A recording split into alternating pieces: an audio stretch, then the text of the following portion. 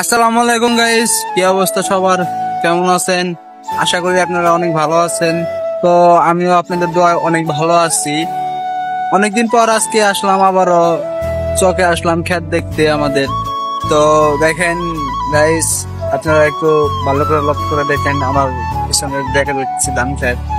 তো এই জায়গায় ধান চাষ করা হয়েছে।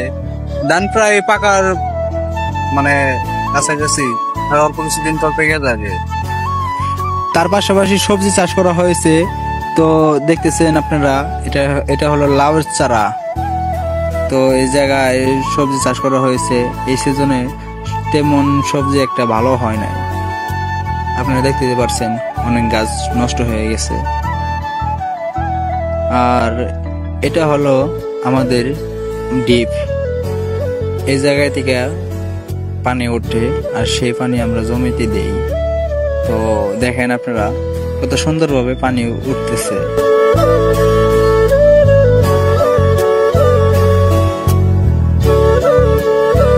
আজকে অনেক রোদ উঠেছে, তো এখন গেমে গেছি আমরা।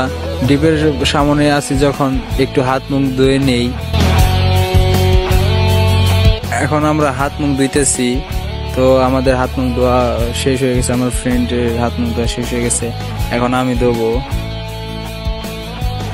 গাইস, আজকের মতন আমাদের ক্ষেত দেখা হয়ে গিয়েছে। তো আপনাদের কাছে কেমন লেগেছে অবশ্যই কমেন্টে জানিয়ে যাবেন। আজকের মতন এই পর্যন্ত এই ভিডিও। তো আবার দেখা হবে নেক্সট ভিডিওতে।